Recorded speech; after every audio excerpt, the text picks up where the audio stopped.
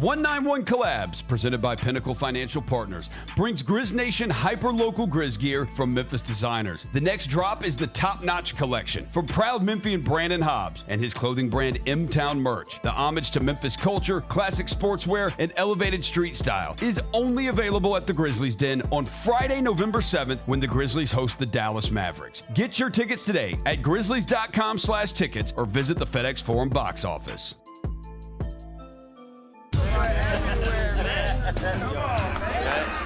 Now that's the new edition way. I feel like there's another level we can take it to. What you think, Mike? 2 steps ahead of you, Slick. What's good, bro? What you doing, man? I'm in. Woman, you don't even know what I'm getting ready to ask you. Here's the vision. All 3 of us on the same stage every night. Gonna be crazy. No barriers, no separation. It'll be like 9 kings and a queen. The next level starts now. Calling all collectors! Topps NBA basketball trading cards are back. It's available in the Grizzlies Den by Fanatics and online at Topps.com. Rip into bold color parallels, electric inserts, relics, and autographed cards from today's biggest stars and the next gen talent. Look out for rookie cards of Cooper Flagg and Dylan Harper, plus Grizzlies favorites Ja Morant, Jalen Wells, and so many more. You don't want to miss this drop. Grab your set before it's gone. Jeff Dunham, Artificial Intelligence, his all new tour. You're the other white meat. How can you be so smart on one hand and so stupid on the other? Well, you're half of it. I realize I could have avoided all this years ago with one simple word. I do not. Silence! Don't miss a Memphis. Friday, April 10th, FedEx Forum. Tickets on sale Monday, September 29th at jeffdunham.com.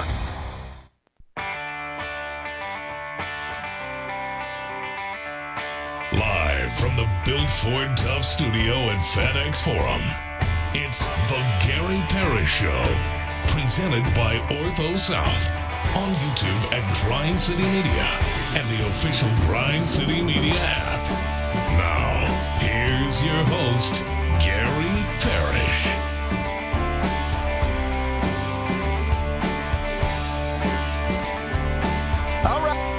My name is Gary Parrish. I'm speaking to you from Annapolis, Maryland. Bennett Doyle back in Memphis producing the program. Glad he's with me. Glad you're with me. Hope you're getting through the day best you can.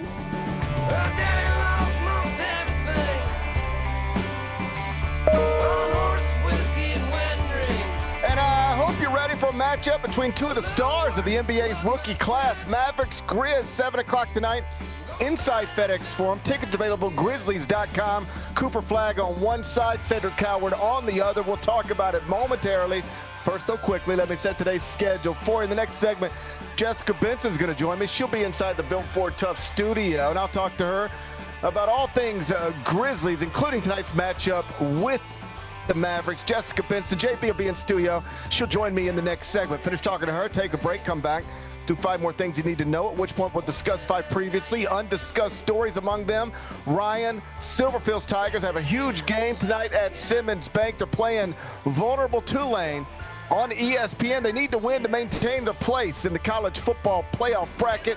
I'll let Bennett set the stage like he does. We'll do that in about 40 minutes. Penny Hardaway's Tigers going to open their season this weekend.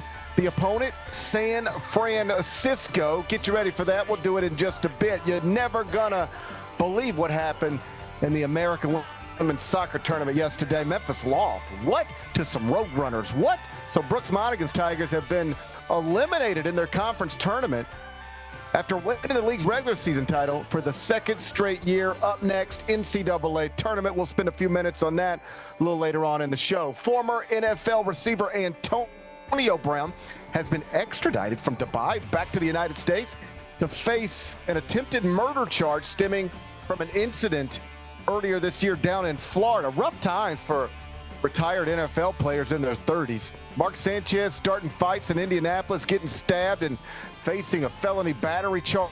Antonio Brown fist fighting down in Miami, allegedly firing a gun at a man, and now facing an attempted murder charge.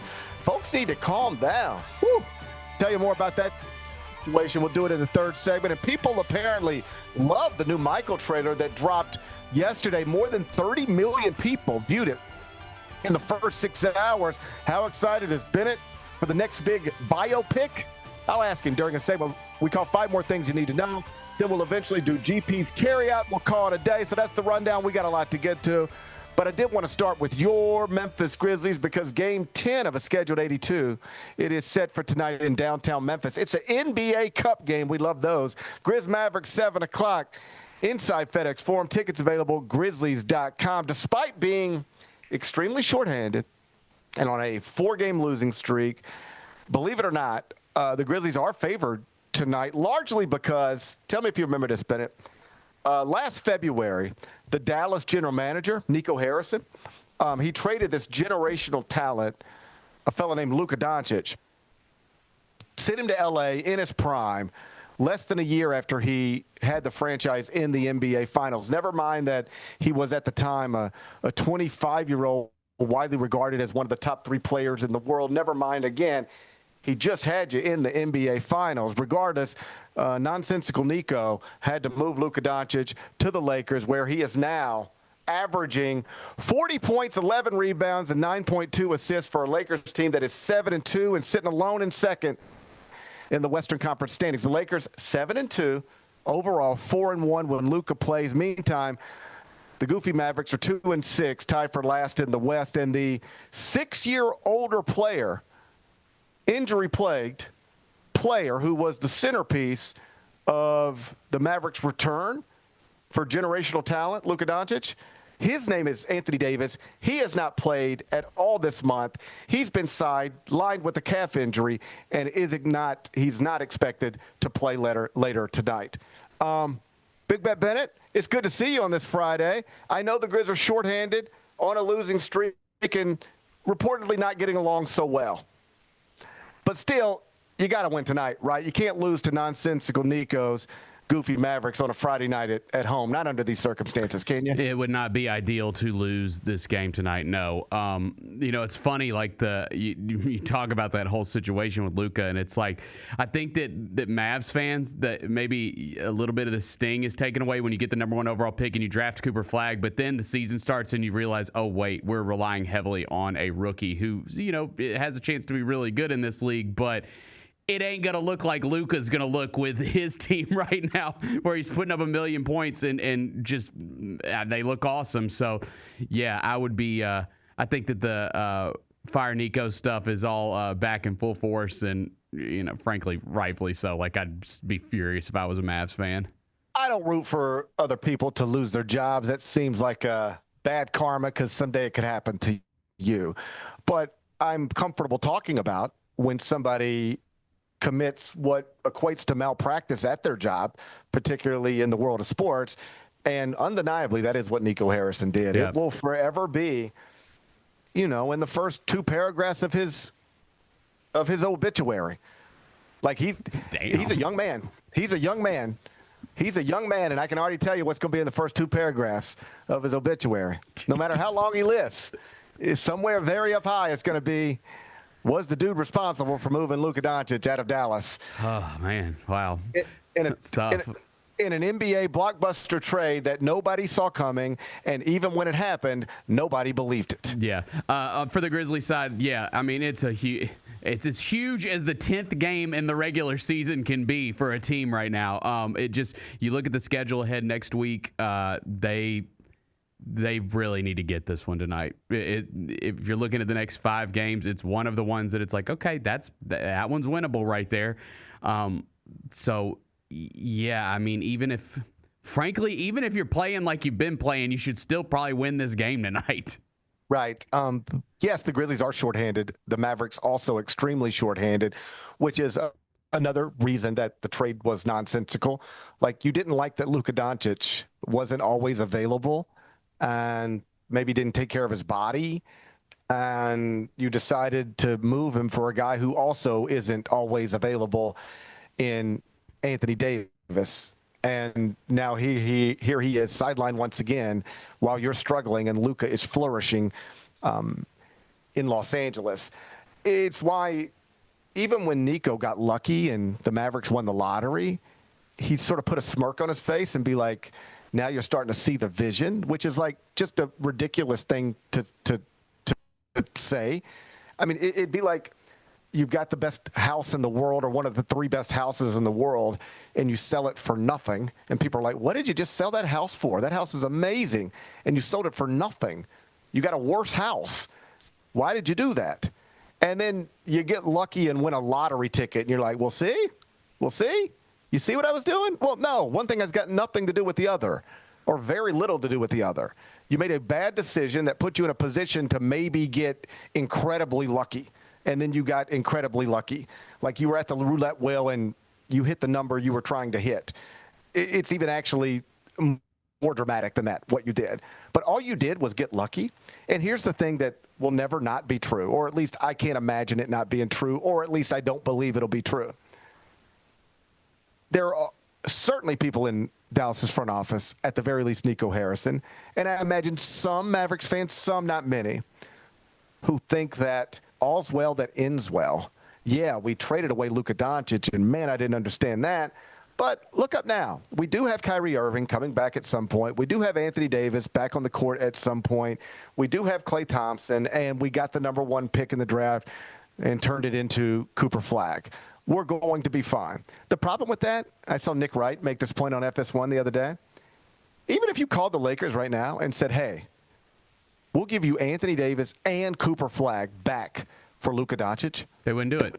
They would tell you no. Right. They would tell you no. So even the great lucky thing that you acquired after the stupid trade, that's not even enough if you package it with the thing you got back to ship it back to L.A. and get Luka Doncic back. So it will forever be a terrible trade, regardless of how lucky you got. And obviously the early returns are not good. Luka and the Lakers look like it's early, but they are alone in second in the West. And the Mavericks sitting at 2-6, really, really struggling. The reason I do think this is a very important game to get, it's because of what you pointed out. If you don't get this one, you start looking at the schedule for the foreseeable future, and there's not a lot of games that seem gettable. Tonight, you're playing a Mavericks team that is expected to be without Anthony Davis, that will be without Derek Lively, will be without Kyrie Irving, will be without Dante Exum.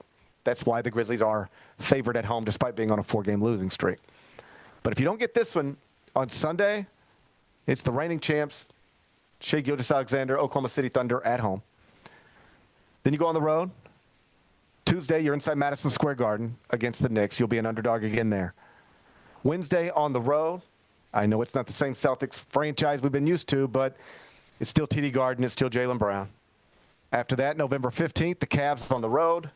Good luck there. After that, November 18th, the Spurs on the road.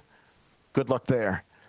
Bennett, I'm not trying to be an alarmist here, but right now you're 3-6. Hopefully tonight you'll win, go to 4-6.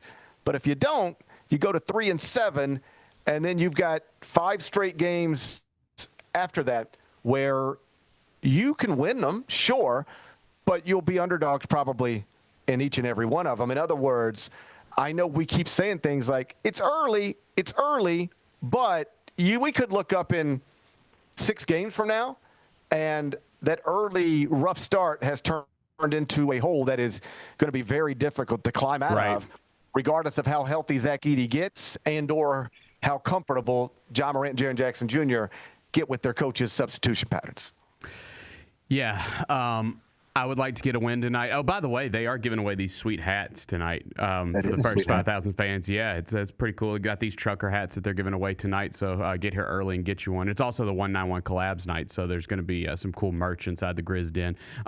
But yeah, I wonder if we'll get the starting lineup, probably around 30 minutes before tip-off. I wonder if we will get a change in it. I doubt it, just because – again, it's so early, but you've obviously seen a lot of people calling for it, a lot of fans calling for it, and I think that it could, inserting Cedric Howard into this lineup tonight could inject some life into this thing. If there's one thing I know, it is that Tomas Isola does not watch Grind City Media. That's fair. But I mean, because if he did, he would have a hard time resisting the urge. The urge to make a change to the starting lineup. Because I'll give credit where credit's due. Chris Vernon got there first, but now everybody's there, and the fan base seems there. I'm not going to spend every show talking about it. I don't have anything new to say about it. If you want to know what I think about the idea of a starting lineup change, pulling one of the wings, inserting Cedric Howard, listen to yesterday's show. I laid it out as perfectly as I can lay it out. I could repeat all the same stuff, but that seems pointless. It's not the most important thing facing the franchise right now.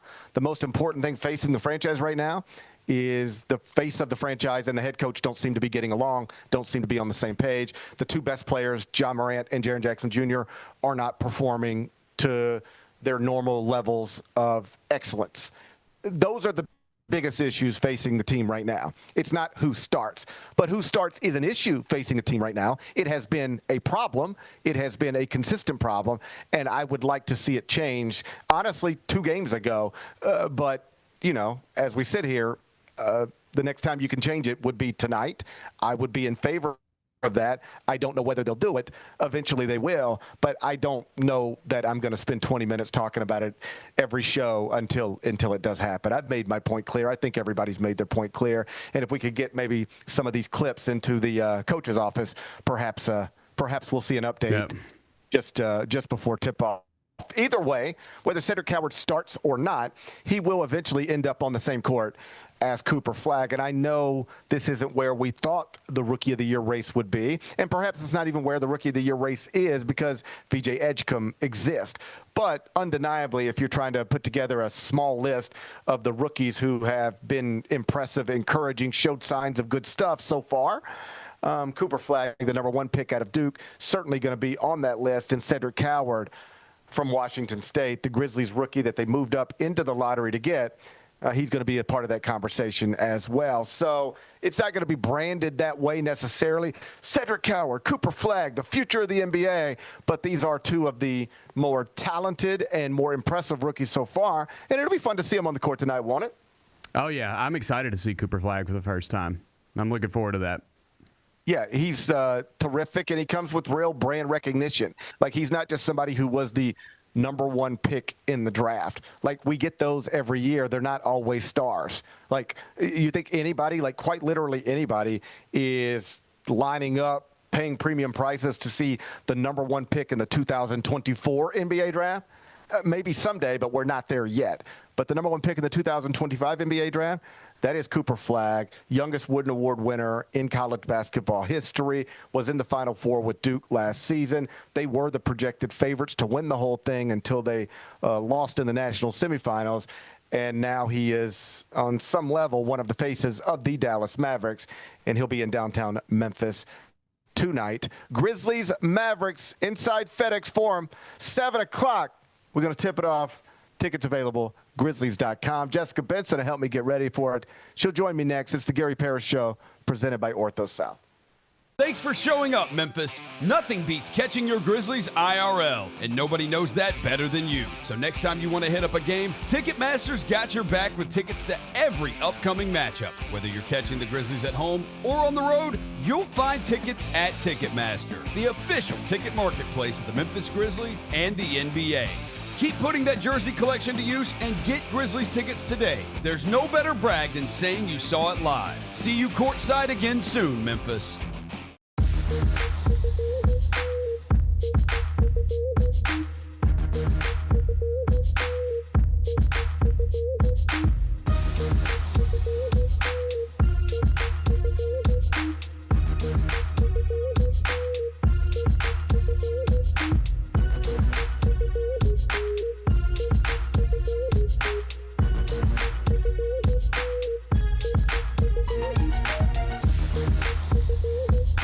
Sonic Radio. Welcome back to Sonic RNDIO. That spells radio with me, the CIO. This just in, the new Sonic $1.99 menu lets you build a crave-worthy meal for just $1.99 an item, whether that's a creamy shake, crispy tots, or a quarter-pound double cheeseburger. This just out. Ostriches. They're mean, not very cute, and in my opinion, way too big for a bird. Don't miss the Sonic Fun 99 menu. 5 items, always $1.99. Live free, eat Sonic. Tax not included. See menu for details. We are so excited to be joined in studio now by Memphis Hustle head coach Rob Santacola. How excited are you for this to all get started? Super excited. It's something that I think I've done for 20 plus years. So excited about that and just helping our group kind of progress. And it's been fun to watch. Tune in to the Jessica Benson Show with CJ Hurt live every weekday at 8 a.m.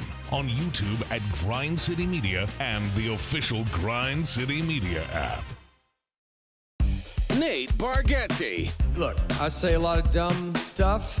I try to keep it in front of large groups. Seems to go better that way. Big Dumb Eyes World Tour. When you say something dumb one-on-one, it's a lot for that person.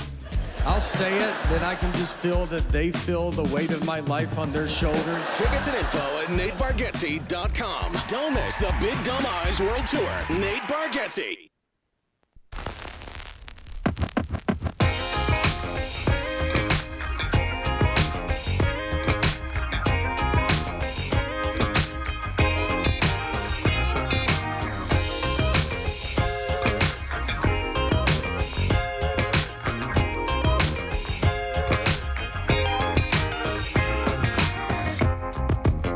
Gary Parrish Show presented by Ortho South. I'm in Annapolis, Maryland. Ben Doyle back in the Bill Ford's Tough Studio, FedEx Forum, downtown Memphis. And on Fridays in the second segment, I'm joined by Jessica Benson. She, of course, is the host of the Jessica Benson Show weekdays, 8 a.m., Grind City Media. It's the Jessica Benson Show with CJ Hurd. JB joins me now. Jessica Benson, it's Gary Parrish. How are you? Hello, Gary Parrish. It's Jessica Benson. I'm doing just fine. How are you? I'm doing just fine, too. Annapolis is nice this time of the year.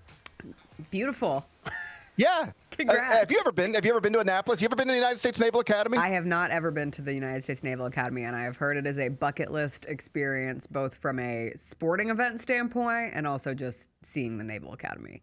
Yeah, you just sort of, I don't know, maybe this is just me, but I feel like I'm like in a different time. Like you're just sort of walking. Like last night I just sort of was walking around, the streets of Annapolis, going to get some dinner, and you just feel like, I don't know, it just feels of a different time. The water, the trees turning. It's just really pretty. Like, I'm not somebody who, sits around all day staring at nature and being amazed, but I can recognize, beautiful things when I see beautiful things, and Annapolis is beautiful this time of the year. It's also fall.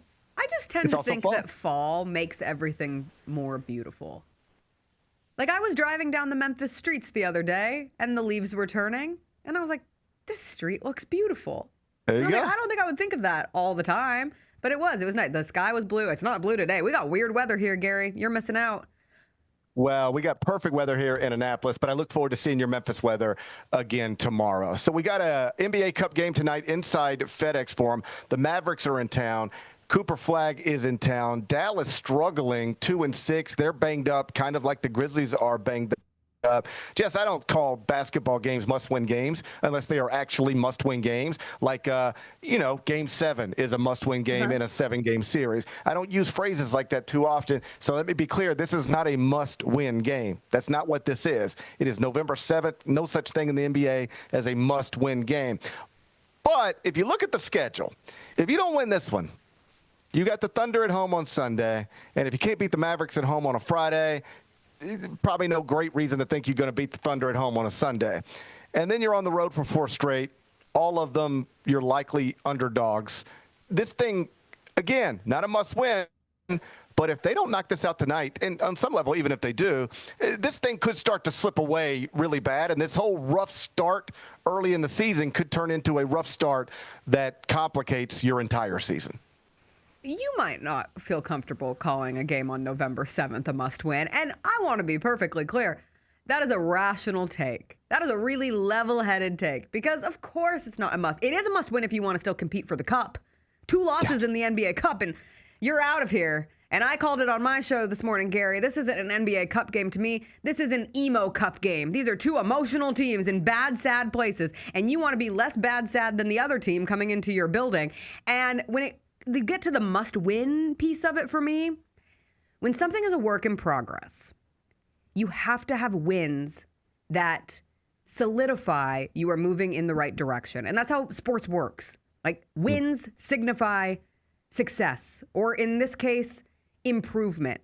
And so in order for proof of concept to continue and not get to a really bad place where you face such a difficult schedule in these next few games, you got to get a win just for a vibe check, for a locker room check, for fans to stay engaged in this process, because you watch enough losses and it's just really hard.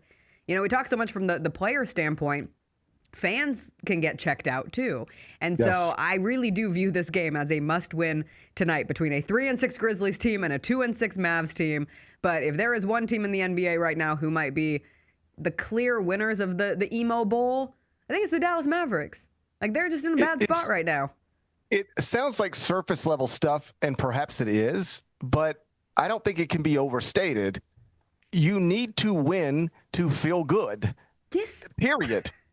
And this is true in all walks of sports at any level. Like, my little guy's in 8-year-old baseball, and there's certain levels to 8-year-old baseball, right? It's like you can play in this type of tournament, but then there's a level below, and it's that type of tournament. And then there's a level below that, and it's that type of tournament. And if you get into the wrong level of tournament and your kids just go out there and they're all just kids and they're there to have a good time, but if they show up on Saturday and lose, then show up on Sunday, bracket play, lose, and they just went 0-4 for no other reason than they were playing the wrong caliber of team, given their caliber of team, those kids walk out of there demoralized. Yes. They're 8 years old. They are crying. They don't want to play baseball anymore. They want to quit. It's a tangible thing that you feel. Take them one level down, and they go 4-0 instead of 0-4, and they think they just won the World Series. They're ready to challenge the Dodgers, all right? Because they just won. They tasted a little bit of success. And that is true in 8-year-old baseball all the way up to professional football, professional basketball. It is very difficult to feel good about yourself and about what you're doing and about what you're trying to do if you don't get positive results when you're doing it. And that is among the reasons it's very important for them to snap this 4-game losing streak tonight, because if it becomes a 5-game losing streak, there ain't no telling where it could go. You play the Thunder on Sunday. And I weird things happen in the NBA. Revenge. Every single night. Revenge game for the Oklahoma City Thunder. My mother is coming to town. She's like, I'm so excited to go watch the Grizzlies impart revenge on the Thunder. The last game she went to was a playoff game with the Grizzlies and the Thunder. And I'm like, you're just going to further hate the Thunder after this. More than likely, right? Like, the Thunder there's a reason they are the projected champion, the projected Western Conference winner this year. Like, they are a very good team. And right now the Grizzlies are a work in progress. So just statistically speaking, the Grizzlies will be fair underdogs in their game on Sunday. This at least gives you some juice, right? Like, you can convince yourself, well, maybe the Grizzlies can keep it close with the Thunder. And if they can keep it close, they do still have one of the best closers in the NBA on their roster. I know everyone has forgotten so quickly in what Ja Morant can do at the end of the games. It was just like a week and a half ago that we saw him hit a game winner over the Suns. It was like 2 weeks ago that we saw him hit a game winner over the New Orleans Pelicans. But I just think from an overall, you nailed it. You just have to have positive reinforcement in this life, from the player standpoint, from the coach's standpoint, from the fan standpoint, from anybody who is watching this team. And let's be clear, both teams playing tonight are desperate for some of that positive reinforcement. You have Cooper Flagg out here talking about how he's never lost this much in his life. Right. He looked so dejected after their loss to the Pelicans. Klay Thompson is talking about how he misses Luka Doncic in the middle of games with fans. Najee Marshall is commenting sad face emojis on Luka Instagram posts. It's just, at some point, in order to move forward constructively, you have to get a win. And this feels like a gettable one for the Grizzlies tonight. You mentioned Cooper Flagg. He's obviously a star. He was the #1 ranked high school player in the country. He went to Duke. He was the youngest Wooden Award winner in college basketball history. He played in the Final Four. He was the no doubt number 1 pick in the draft, and now his rookie season is underway. High expectations for him going forward, but obviously the losing is taking a toll right now. Is he the type of player people in opposing markets say, hey, Cooper Flagg's in town, I want to go see him, or we're not quite there yet? To be clear, people do that with Steph. They do it with LeBron. They do it with KD. Do they do it with Cooper Flagg yet, or we're still waiting on that? I think they do it with Wemby now. I think Victor Wembanyama has entered that territory, because I've had people come up to me and say, when do the Grizzlies play the Spurs? I want to make sure I'm in the building for that one. I don't feel that Cooper Flagg does it yet being the operative word. And maybe if he had some wild, wonderful start to the season, that momentum could have picked up quickly.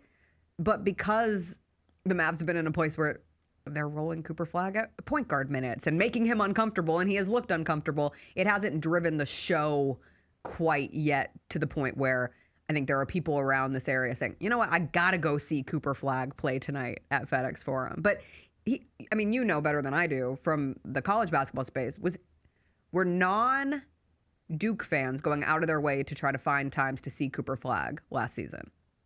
It was not like Zion, nothing like that. If you remember Zion, that was like President Obama sitting baseline at Cameron Indoor. That was that level of superstardom. Flagg had a lot of hype attached to his name, but I made this point last season. He wasn't a highlight reel, particularly early, the way, say, Kevin Durant was in that 1 year at Texas. So he would just go out and do like 16 points, 8 rebounds, 5 assists, 3 steals, 2 blocks. But, like, where was the highlight that went viral and got everybody talking? And if I remember correctly, I quite literally made this point on an episode of the Eye on College Basketball podcast last season.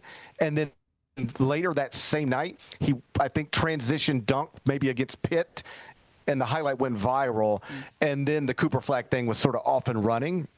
And what was a 2-man National Player of the Year race between he and Janai Broome kind of became his own thing. So it didn't start with Cooper Flagg as must-see TV, but I do think by the end, we were getting there, sure.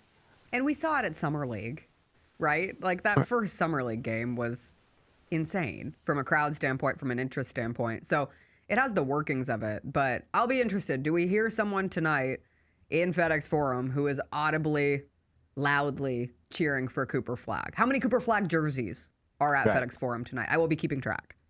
All right, you keep track and you report back on that. Let me ask you about Zach Edey. The status report came out last night. He is still listed as officially out, but he has practiced with the hustle, and most seem to believe he is expected back, if not in the coming days, certainly in the coming weeks. What is your assessment of the Zach Edey situation right now? Come back soon, ASAP. Yeah. Tomorrow, if possible. Sunday, if possible. No, I mean, obviously we're in that 6 to 9 week window. 6 is very different than 9. So that could be another 3 weeks. But I would be encouraged that he is in this period where he's been going and practicing with the hustle. And I really do think that's the most important thing, right? Like, so much of the Grizzlies' goals this season circulate on pace and how fast they play. And if you are coming back from a surgery and an injury and you are getting back into game shape, I would imagine it is even a little more difficult to get back into Grizzlies game shape than perhaps playing for another team right now. We're trying to find the speed kills.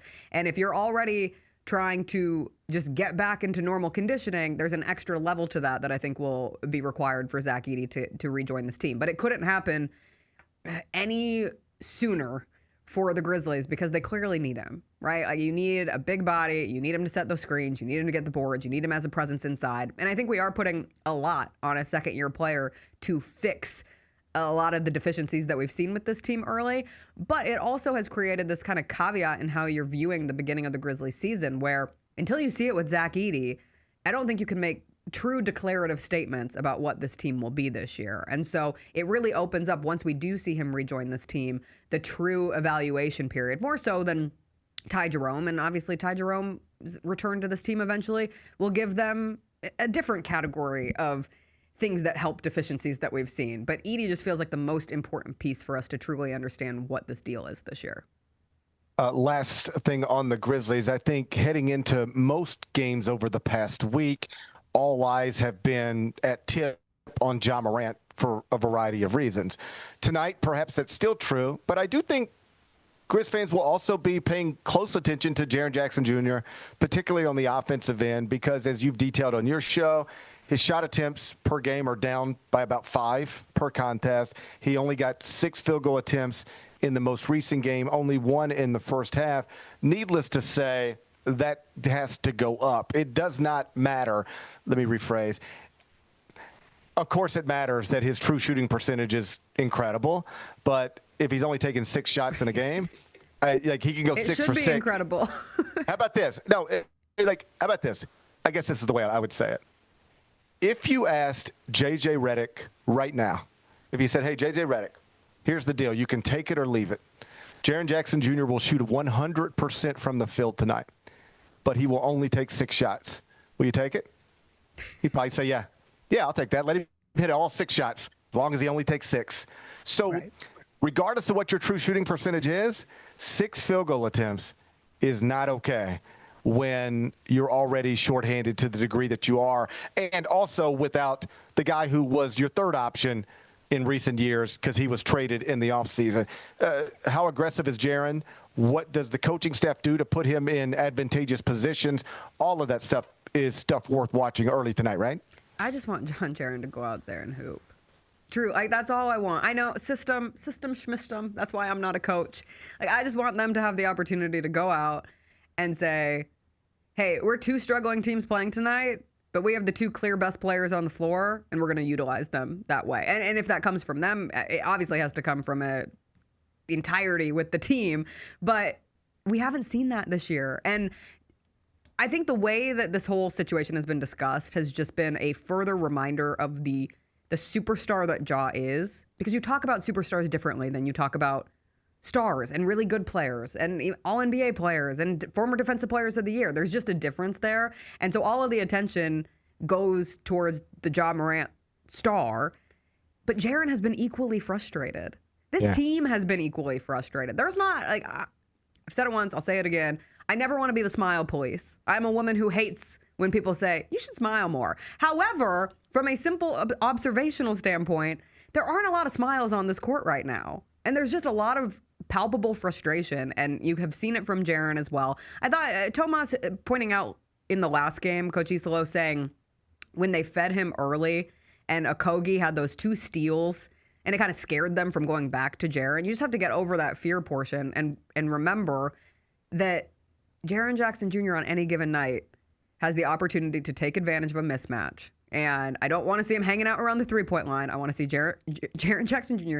getting to the basket and be reminded that he is the second most important offensive player on this team. And for this team to win games, he and Ja have to take as many shots as possible. Good shots, I understand. But at this point, force it a little and see what happens. Because we've seen the alternative and it's not working.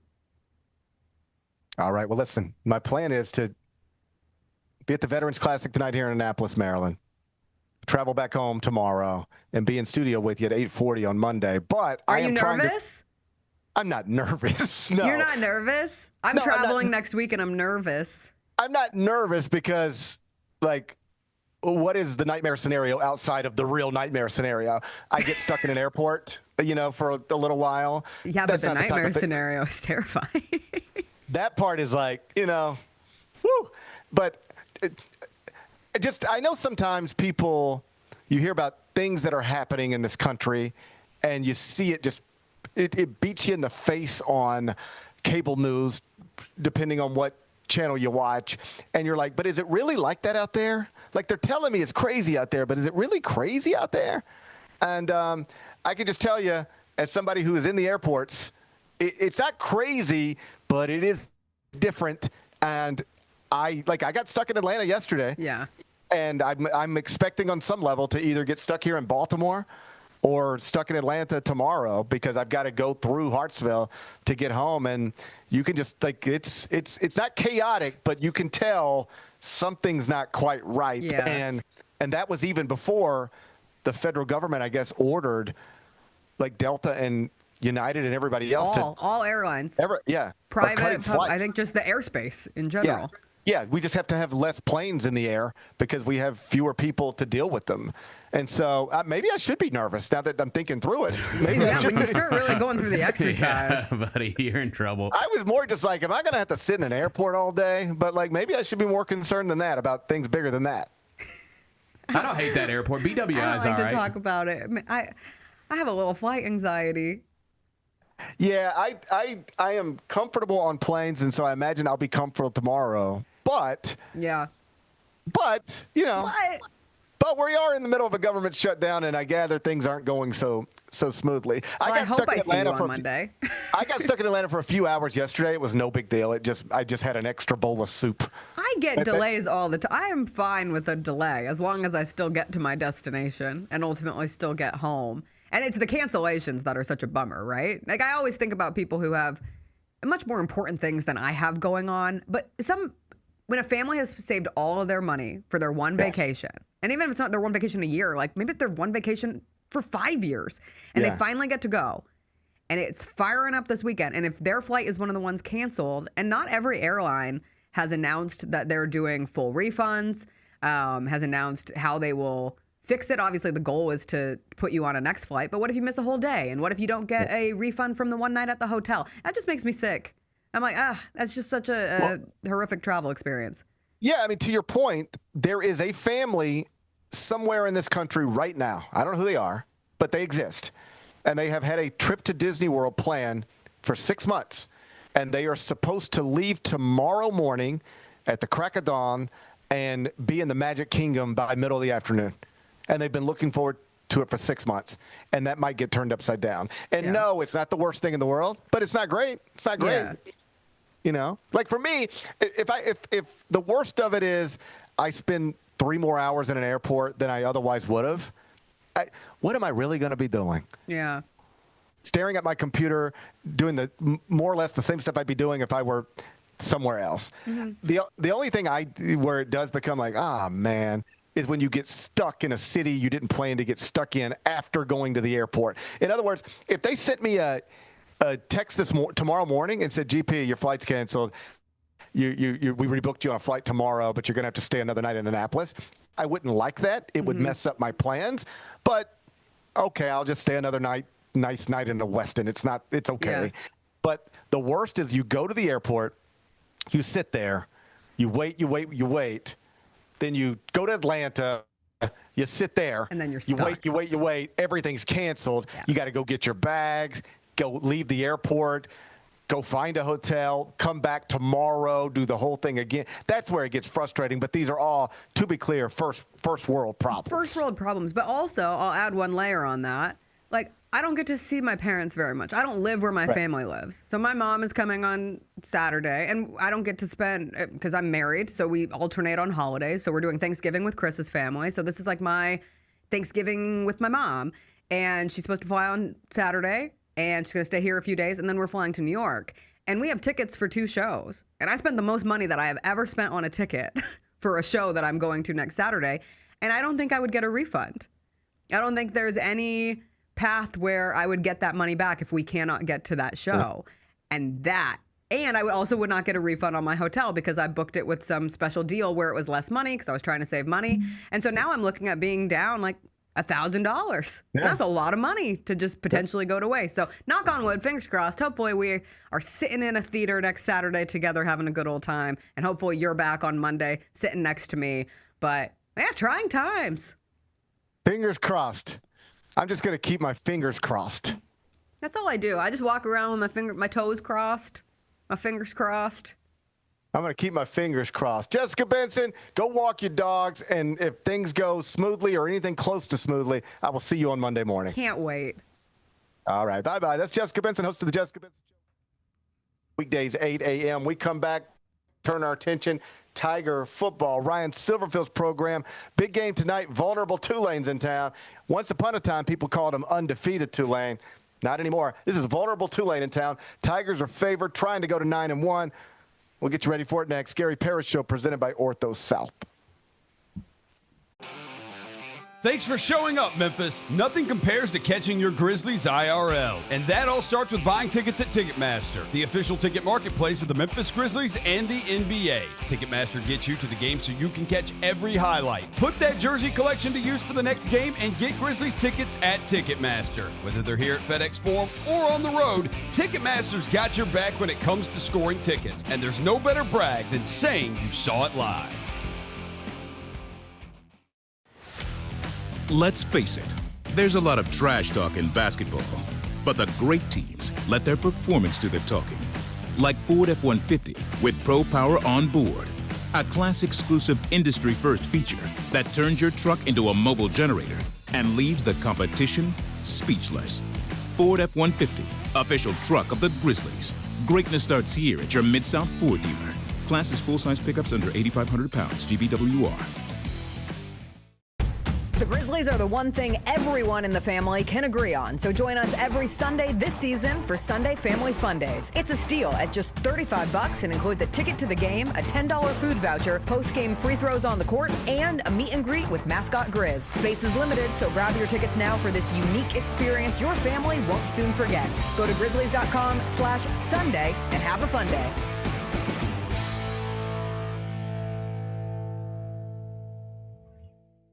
Grizz Nation gets set for tip-off 1 hour before every Grizzlies home game with the warm-up show. Get the latest news, notes, and analysis live from courtside at FedEx Forum. Who's going to be the tougher team that rebounds and prevents second-chance opportunities? Join me, Lang Whitaker, along with Michael Wallace, Jessica Benson, and other personalities from Grind City Media, Memphis, and around the NBA. 1 hour before every home game, live at Grind City Media on X, YouTube, and the official Grind City Media mobile app. Nate Bargatze. Look, I say a lot of dumb stuff. I try to keep it in front of large groups. Seems to go better that way. Big Dumb Eyes World Tour. When you say something dumb one-on-one, it's a lot for that person. I'll say it, then I can just feel that they feel the weight of my life on their shoulders. Tickets and info at NateBargatze.com. Don't miss the Big Dumb Eyes World Tour. Nate Bargatze.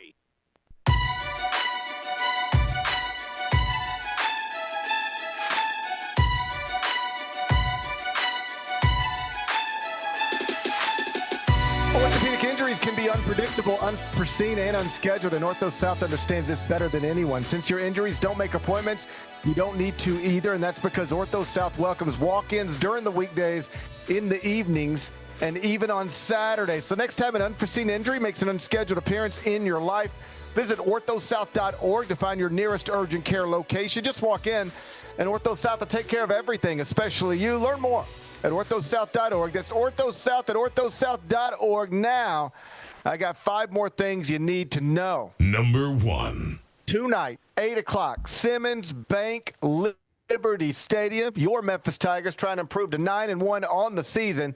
They're hosting vulnerable Tulane on ESPN. Memphis is listed as a 3.5-point favorite. The total is 54.5. So barring an upset tonight, big bet Bennett, the Tigers are expected to maintain their place in the college football playoff bracket, but they're going to have to avoid an upset from vulnerable Tulane for that to be the reality. Are you optimistic? Would you like to set the stage? You know, I'm kind of pissed off coming in here today. I'm kind of pissed off coming in here today, and here's why. For this entire season, you know, we've been setting the stage, and I think I think it's gone well. Some weeks it might have been a miss. Other weeks it was fun. But every week, I don't mean to interrupt, but you urinated on Tulsa, and I think that's where it took a turn. That's where it took a turn. And Memphis, they said we're going to keep our distance a little bit after that, and rightfully so. I can understand that. I shouldn't have urinated on Tulsa, and I apologize. Here's the thing, man. Every week I've come in here with a prop, like something fun to set the stage, and I don't have anything this week. And you know why? Because Tulane's mascot is a freaking green wave. That's what right. the hell am I supposed to do with that? What am I supposed? You want me to come dump some green water on the table? Like I don't know what I'm supposed to do with that. You could. Perhaps we should learn from our lessons, but you could urinate on it.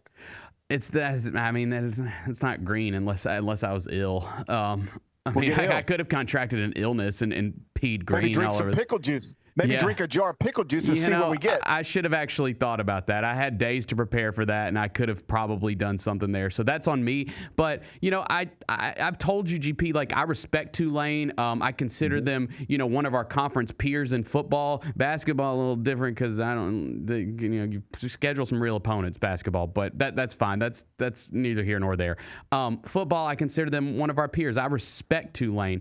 What I don't respect is their mascot because it's lame. It's lame. In the grand scheme of the American how about this? Let's do a little experiment here. Let's run through these American Conference mascots. I want you to tell me which one is better, a green wave or this American mascot. Okay, Navy, they're the midshipmen. That's cooler than a green wave. I mean, come on. You're there right now.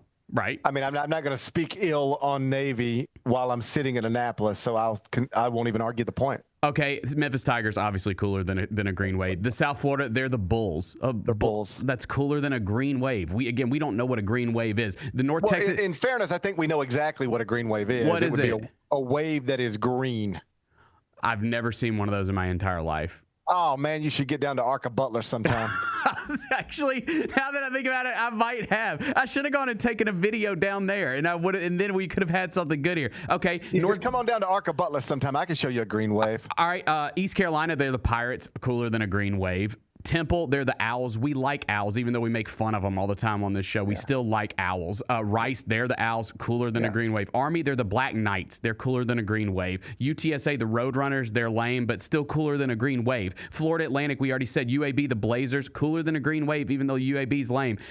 Tulsa, they're the Golden Hurricane. Kind of weird, but kind of cool at the same time, right?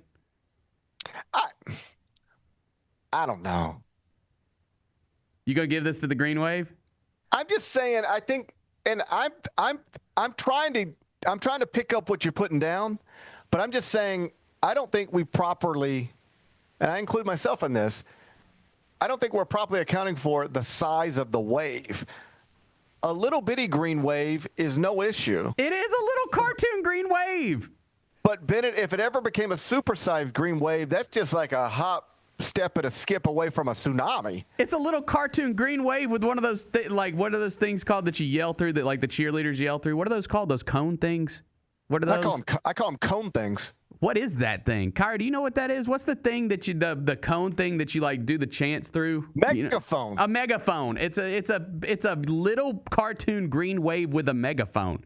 There is nothing scary about that or intimidating.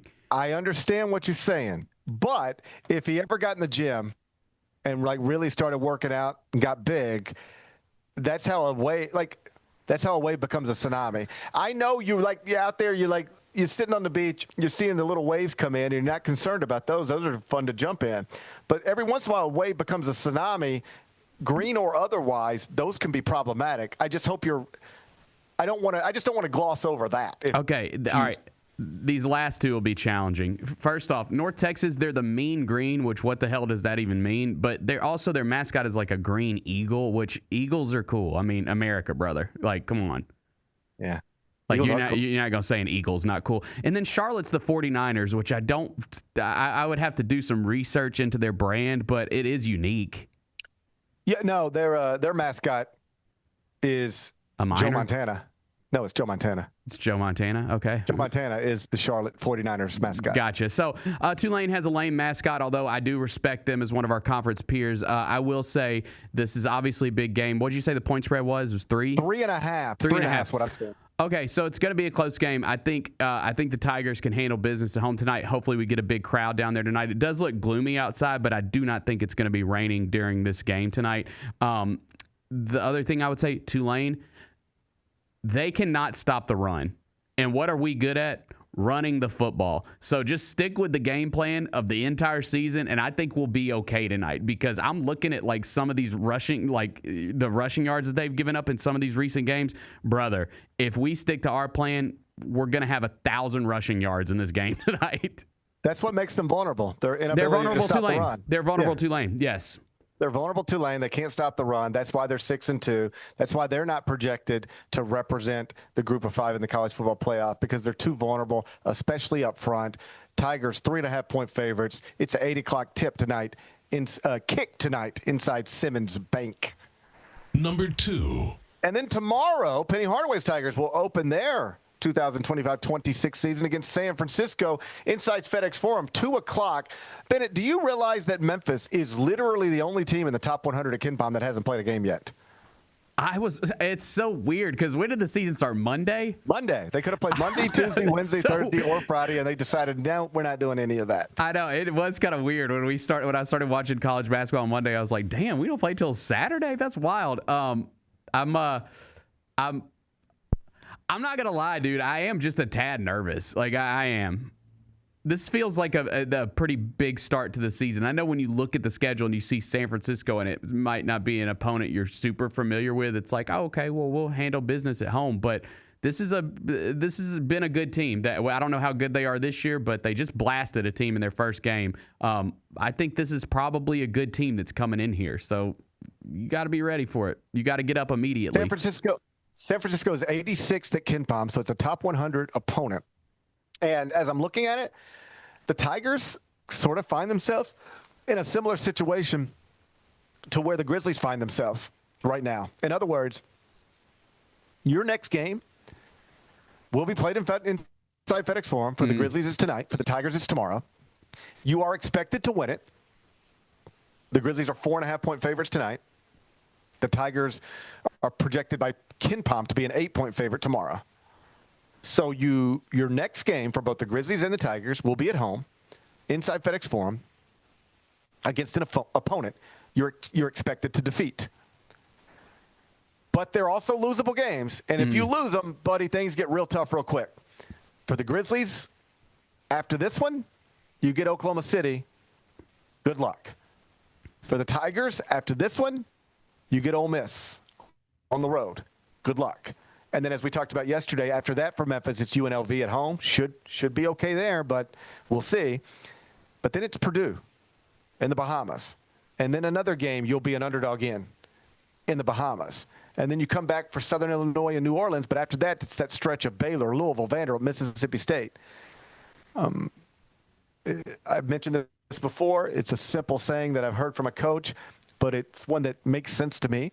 You never want to lose a game you're supposed to win before you got to play a game you're supposed to lose, because that's how you end up in losing streaks. Yeah. And the Grizzlies and Tigers are both in that situation right now. Their next game is a game they're supposed to win. The one following that is a game they're supposed to lose. You really want to knock out the ones you're supposed to win when what's on tap is something you're not supposed to win. Big game for Penny's Tigers tomorrow, 2 o'clock against San Francisco inside FedEx Forum. Number 3. You're not going to believe this nonsense. The Memphis women's soccer team lost to Roadrunners. I watched it last night. It was on ESPN+. You saw how this happened? I saw how it happened. And yeah, go ahead. This is insane. So it's just insane, period. Memphis is ranked 3rd in the country, ran through the American undefeated. They're supposed to win the conference tournament, but they lose on penalty kicks yesterday. So that's the first headline I see. Memphis upset in American Conference Tournament semifinals. I'm like, shucks, that's too bad. Second year in a row this has happened. Still got the NCAA tournament and a possible national championship in front of them, but I would have liked to have held a trophy, and now we know they won't. So I'm like, oh, I wonder what happened. They must have just struggled, lost, what? No, they were up 3-1. They were up 3-1 with 4 minutes left in regulation, and allowed UTSA to score twice, push it to overtime. They get to PKs, and then they lose in PKs. What in the world? How'd that happen, Bennett? So, okay, here's the thing, is like watching it last night, because obviously it's like, oh my God, that sounds horrible. It was pouring down rain the whole time. So that was I think, one factor in the game. But like you said, I think it was one of those situations where you get up 3-1, it's pouring down rain. You're just trying to like get this game over with, and that's kind of what it felt like, that they were just going through the motions a little bit there towards the end, and then they give up the 2 goals. You go into you go into extra time, you go into double overtime, and they're spent. Like both teams are. I mean, just like people hunched over, like breathing hard. It was because they were just tired. It was a super long game. And then it gets into PKs. And that's one of those situations where like anything can happen, right? Like it's, bad. We've seen bad teams beat good teams on PKs all the time, right? So that's kind of what happened to them. It's going to affect their seeding, obviously, in the NCAA tournament, but they will still get to the NCAA tournament. So they've still, they still got a chance to win a national championship. And frankly, maybe they needed it before they get in the NCAA tournament, man, Hey, maybe it's nice to get it out of your system. Yeah. So championship still in front of us. I'm still optimistic. I would argue that if you're up 3-1 in the semifinals of your conference tournament, I would prefer for you to go ahead and knock that out, win the next game, and hold a trophy, head into the NCAA tournament ranked in the top 4, presumably in position to get a 1 seed. But that's not what happened, so now you got to try to find the silver lining. Perhaps the silver lining is that you just needed to get something like this out of your system. Either way, Memphis will be in the NCAA tournament, but Memphis will not hold the American Conference Tournament trophy. That's going to be held by somebody else, perhaps a group of Roadrunners. Number 4. Former NFL star Antonio Brown was arrested on an attempted murder charge stemming from a May shooting after a celebrity boxing event in Miami. Police have confirmed he was in Dubai. He has been extradited back to the United States. They brought him to New Jersey for reasons that were not initially clear, but he will eventually be brought back to Florida, and he is facing an attempted murder charge. He really could be spending real years in prison based off of, I guess, the most notable in a long list of off-the-field issues that Antonio Brown has encountered since leaving the NFL. I guess he encountered some while he was still in the NFL. But his life, at least what we publicly know about his life, has been in disarray, in spiraling for a while. And it always seemed like it was headed towards something bad. And now here it is. I know he still likes to joke around on social media, or somebody likes to joke around on social media under his name, but this is a serious thing. He's facing a serious charge, and his freedom is very much in jeopardy at this moment. He is obviously not a free man. What do you make of all this? Yeah, I'm glad you phrased it like that, too, because I'm almost positive that is someone he sold his account to that posts all that stuff. I do not think he posts on Twitter anymore. But, yeah, I mean, I saw the video, right? Like, there's footage of this. I don't know. He might have a case, like it's because it's like it happens. There's a big like group of people, right, and then there's a scuffle, and then there's a gunshot, right. So we'll see like what comes out of it. But yeah, man, like you said, just it's ever since his NFL career, it's been story after story of just bad stuff. And there's every time something like this happens with him, or this is obviously the worst, but every time something like crazy happens with him, this video, people will repost this video of him being interviewed in the locker room when he was like a rookie or second year player. Dude, it's like a different person hearing him talk. Like, it's wild. Because, I mean, we've heard him say wild stuff. And just, you see this video of him, and he just is like this happy-go-lucky, like, or, rookie, happy to be there. And it's just, he's not that same guy anymore. Something happened to him. I don't know what, and, this happens in life. You don't have to be a football player to change dramatically, as you emerge from your 20s into your 30s or your 30s into your 40s. There are people I know who, when I knew them decades ago, they were one way, and you hear about them now, and they're a completely different person. Like, whether it's mental health stuff or drug stuff, or for a football player, brain injury stuff, who knows? But this is not unique to Antonio Brown.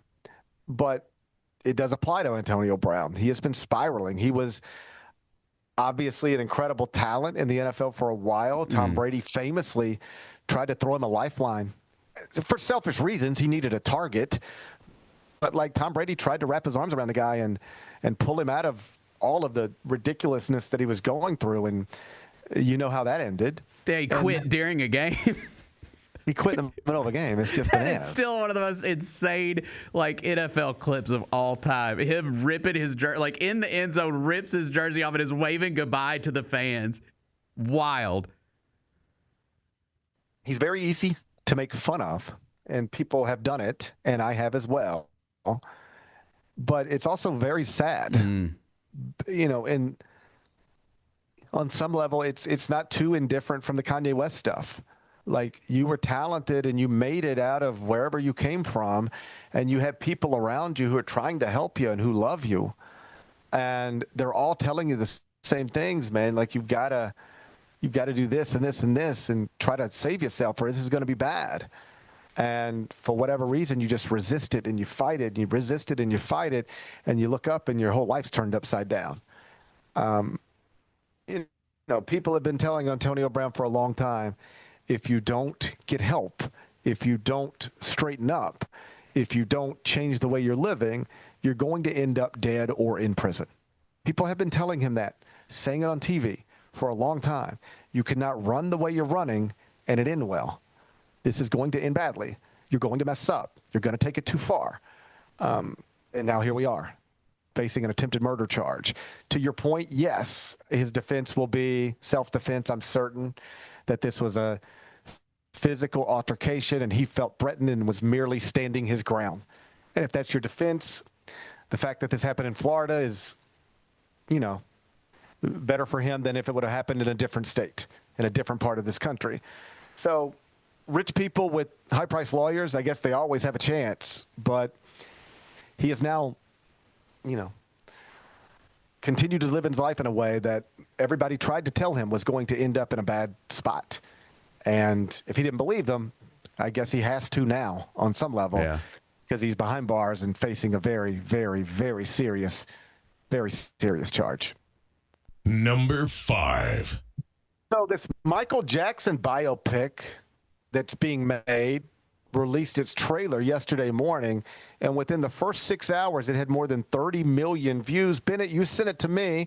I watched it. Are people excited about this or cringing at this? What's the response? Oh, no. This is going to be one of the biggest movies ever. I'm telling you, because the trailer has already broken records of views. Let me stop you for a second. Yeah. One of the biggest movies ever. That's your claim. Yes, I think it'll be one of the biggest movies at the box office ever. Yeah, I do. Listen, as someone who a child of the 90s, I was born in the late 80s and grew up in through the 90s, he was the biggest thing. I mean, it was him and Michael Jordan. Like, they were the two biggest things, right? And Beanie Babies. And yes. And I think it's still, his music still resonates, man. Like, my kid, we listen to Michael Jackson in the car. I mean, he is listen, there's obviously, the other stuff, and I've seen all the documentaries, and I know, but as far as just an artist, he's one of my favorite artists of all time. I love his music. I love his music. And so I'm excited about this movie. And this is go ahead. You can separate the art from the artist if you need to. Yeah, I mean, you have to. We've talked about this a million times. Here's the thing. As I hear, we're going to have a Michael Jackson biopic. My first question is, what story are we telling? Because I don't even think as people we agree on the Michael Jackson story. What is the Michael Jackson story? You tell me. Is he a pervert pedophile or not? I mean, I would say I don't know. Like I said, I've seen there was the one that came out within the past 5 or so years with the accuser, and hey, it's out there, right? Of course it's out there. But I'm just thinking through this. But he did go to trial and get off. Okay, Bennett. There's a different way to say that. There's a different way to say that. I'm just saying. What do you mean? He was not proven guilty of anything. I'm just telling you. That's a better way to say it for sure. I got you. For sure. I'm just saying we live in a world where Epstein files is hitting us every day. How do you make a movie celebrating a man who a certain segment of the population believes was an actual pedophile? Is this a weird time to be doing this? And I'm not weighing in. I'm just wondering out loud. Tell me where we at on this. I think that it's gonna speak for itself based on how many people are gonna see this movie, and how well his music still does. What if I told you there's a movie coming out about how Jeffrey Epstein was an incredible investor? I don't know if that would do as well as this movie. I'm not sure how many people would go see that. But do you get my point? I understand your point. I'm just saying, like, I'm going to go see it. I want to see, this is, and by the way, it's not what the movie's going to be about. It's not going to be about any of that stuff. You know how I know this? Because his nephew is playing him in the movie. See, okay, so then I feel like I'm just getting a Disney-fied version of the Michael Jackson story. Like, you're supposed to be telling me the story of Michael Jackson, but Michael Jackson might have been a monster. He very well might have been. Yeah. I don't know how I feel about it, Bennett. I am going to go see it. And I'm going to still listen to and enjoy his music because I think he's made some of the greatest music ever. I do like that Thriller album. That's one of the best, still one of the highest grossing selling albums of all time. It is true that, to your point, the legacy of Michael Jackson and the lasting, the way his music can transcend generations. Like, my kids don't know U2 songs. They don't know, you name it. Yeah. Like, what are the other big acts from the 80s? George Michael. My kids don't know nothing about George Michael. My kids know Prince because I have introduced them to Prince intentionally, so they're aware of Prince. But would they have stumbled upon Prince if you didn't introduce it to them? I'm not so sure. Right. I don't know. My point is this. I have never intentionally brought Michael Jackson to my kids. Not for any reason, I've just never done it. But they know Michael Jackson. Yeah, those songs are timeless, yeah. Like, randomly, we were somewhere the other day. I want to say, like, maybe we're in Baskin Robbins. Like, we picked the kids up from school, and they're like, Dad, can we go get an ice cream? And I said, sure, because it seems like an easy way to make your kids happy. Just stop and get ice cream. So I said, sure. And I think we were in Baskin Robbins, and the speaker in the store, Man in the Mirror, came on. And I looked over, and Oliver knew every word to Man in the Mirror. He was just sort of singing it to himself, every word. He just knew every word to Man. And I was like, how does he know every word to Man in the Mirror? Somehow Michael Jackson has a way, his music is still in the air among kids today in a way that almost nothing else from the 80s is. Does that make sense? For sure. It definitely does. And so perhaps that's why, to your point, this could be the biggest movie in the world, one of the biggest movies of all time.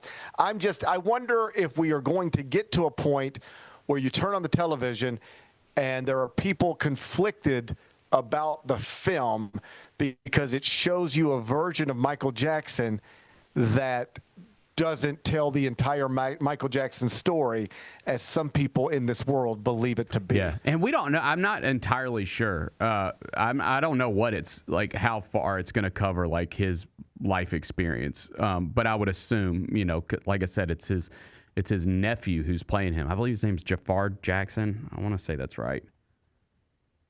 Well, how about hey? Go ahead. We'll see how it goes. Yep. But I bet here's what I'm telling you. Regardless of how good the movie is or isn't, at some point the week of the release, you will turn on TV. You'll see a clip, and there'll be somebody on television saying, I just don't know that it's right that we're all going to pay money to go to Malco this weekend to celebrate the story of a man who allegedly did A, B, and C to children. You're going to see that.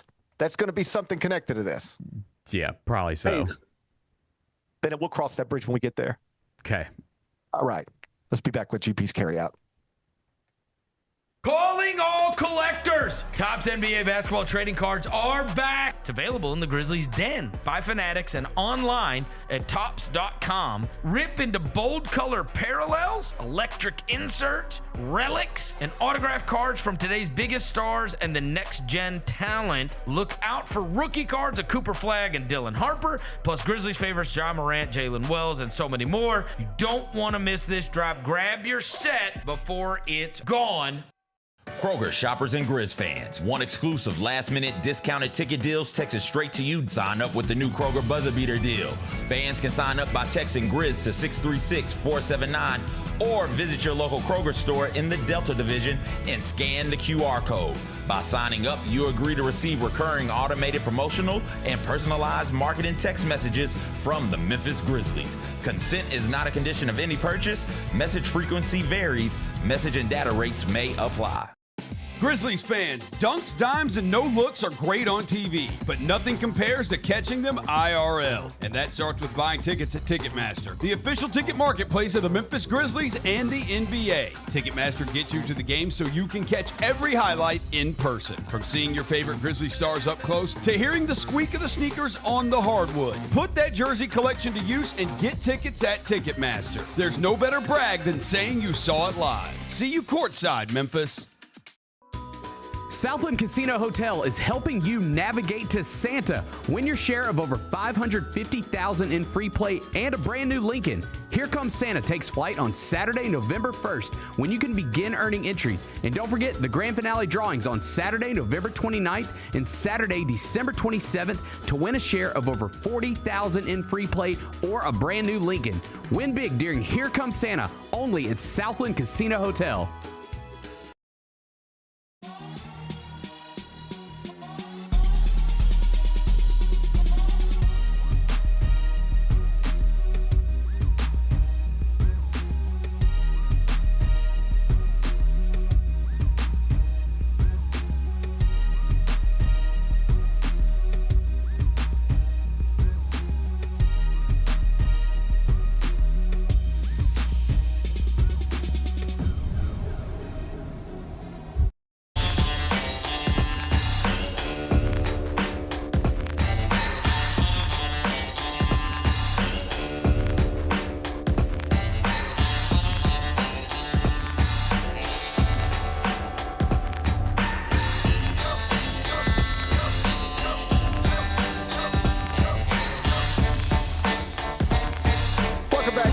Parrish Show presented by Ortho South. One last thing on this Michael Jackson film. It reminded me. So have you heard about, Bennett, this Prince documentary that was made for Netflix that was made by the same man who did the Last Dance documentary on the Michael Jordan Bulls? No. Okay. So this man, this critically acclaimed director, he gets access to all these Prince files, right? Okay. And he makes this multi-part Prince documentary that by all accounts is amazing and the definitive story of Prince. Who is Prince? This is who Prince is. It's done. People who have seen it have said it's amazing, and yet the Prince estate actually is the entity that has to sign off on it, and when they watched it, they shelved it. Damn, that makes me want to see it even more. They did not like that it portrayed Prince in a way that showed all sides of him. In other words, yes, it showed the musical genius that is Prince, but it also showed him kind of being, based on what I've read, mean, yeah, manipulative, right. A controlling figure with women in his life. Just some stuff that, you know, might not come across the right way. The director's point is, hey, listen, we're all human, and most of us who are even great at something are flawed in other ways, and this just makes Prince more human than he otherwise would have been. Like, he was not a god. He was not perfect. He was a musical genius who struggled in other aspects of his life. Let's tell the whole story. But Prince's estate, you know what they said? No. So this thing is done. I mean, it's done. They could release it tomorrow, and it would win an Academy Award at the next Oscars. That's what people say about it. But at this point, they don't believe it'll ever be seen. That sucks, man. And the thing is like, I wish they could understand, like, everybody that sees that is, like, first off, everybody that watches that is probably a fan of Prince or curious about him. And no one's going to, even though, like, dude, we've seen this in the Michael Jordan documentary, The Last Dance, what you just brought up. Did anyone come away from that after watching it and saying, oh, man, I've changed my mind about him. I don't like him anymore, right? And there's controversial stuff in there. They were just like, oh, woo, that was a little rough, MJ. Yeah. But, man, perhaps that's what made him great. That was the main takeaway from the Michael Jordan stuff. So this is my point. There is a critically acclaimed documentary about Prince that is done. It's ready, and the estate said, no, we don't like the way this portrays Prince, so we don't want people to see this. And I was going to say my fear. It's not a fear. I don't really care that much. But I imagine there's going to be some people out there wanting a real Michael Jackson story, all things included. And if the family has a say in it, we're just not going to get that. It's going to be something else. It might still be amazing because the Michael Jackson story is amazing, independent of the other allegations. But it can be difficult sometimes for some people to separate the two things, the genius from the troubling stuff. And in this case, the troubling stuff, at least the allegations, are stuff that we've been talking about in this country pretty intensely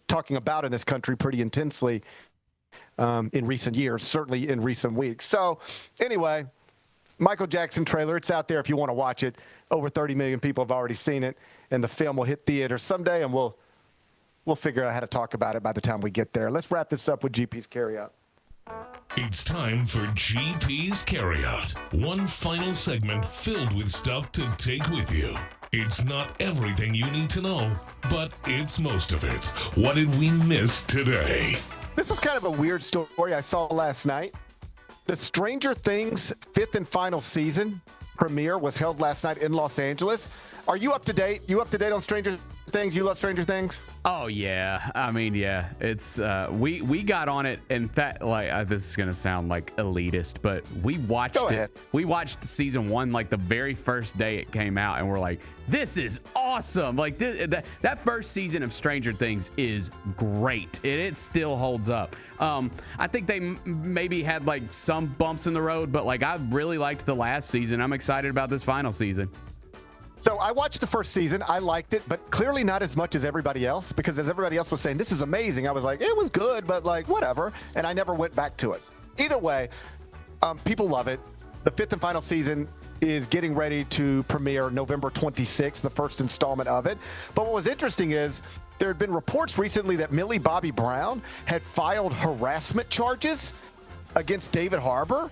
They're like co-stars in this thing. Yep. And so people were real curious. Are they going to both be there last night? Will they be on the red carpet together? Will they interact at all? And buddy, they embraced and were almost too affectionate. They acted like they were best friends. Like one of them didn't file reportedly pages and pages of allegations against the other. So I guess in the spirit of, hey, let's just sell this season and let bygones be bygones or something else, I don't know. But if you were wondering, how's that going to go down with those two after these things that I've read about them, it was lovely last night. They couldn't have been kinder to each other. Stranger Things final season. It's coming out in 3 different installments. Yep. And the first installment drops November 26th. What's today's biggest game? Got a good one in college basketball. Kansas at North Carolina inside the Dean Smith Center. It's Bill Self and his Jayhawks against Hubert Davis and the Tar Heels. Rematch of a recent national championship game that KU won. Tonight, North Carolina, 2.5-point favorite at home. Darren Peterson on the other side. How you going to act? I'll go, yikes. 2.5. I guess I'll go UNC. That's fine. Bennett doesn't believe in Darren Peterson. Well, what the hell do I know this early in the season? Oh, who knows, Bennett? I just got to go with the home team, I guess. Bennett said he's going to trust the Dean Smith Center to come through for the Tar Heels. He says take North Carolina minus 2.5. You'll be able to watch that one tonight. It'll be on ESPN with a tip time of 6 o'clock Central. What are we watching on TV? Frankenstein is the new film from Guillermo del Toro, the Academy Award-winning director from Mexico, and it drops today on Netflix. This is a big deal, isn't it? It's a big deal, and I've already seen it. Oh, wow, Bennett. When did you watch this for real? I went last week and saw it in theaters because I'm a true moviegoer and supporter of cinema. Is this the latest great Guillermo del Toro film or something less than that? I thought it was great. I loved it. Oh, wow. It wasn't what I expected, but it was still really, really good. The Jacob Elordi, who's in Euphoria, he also played Elvis in the Priscilla movie. He plays the monster in Frankenstein, and he is great in it. Oscar Isaac plays Dr. Frankenstein. He's really good too. Mia Goth is the love interest. She's great. I really liked it. All right. I'm going to download it. And while I'm stuck in an airport tomorrow, maybe I'll just try to knock it out. Frankenstein, it's on Netflix right now. You can download it, netflix.com. Interesting story from Brittany Garoli from The Athletic. She covers Major League Baseball about Mike Trout. If you got an Athletic subscription, go read it because it's really good, and it just sort of makes the point, and I don't think I realized this as the season was unfolding, but sort of the point it makes is, when's the last time you thought about Mike Trout? When he played with Ohtani? He was the best player in baseball, like being compared to Mickey Mantle, won 3 MVPs, but has just been lost out in Anaheim for an Angels team that can't make the playoffs, and he is out of sight, out of mind. We don't even think about him anymore. Yeah, I mean, I do respect him in a sense for just being happy in the place that he's at, because you just know you're going to lose every year, right? But how could you be happy? I know. Unless you can totally separate work from personal life. But me personally, we talked about this with Jessica earlier, just the importance of winning to make you feel good. Yeah. You need to have success to make you feel good. And I don't know that I would be able to take it.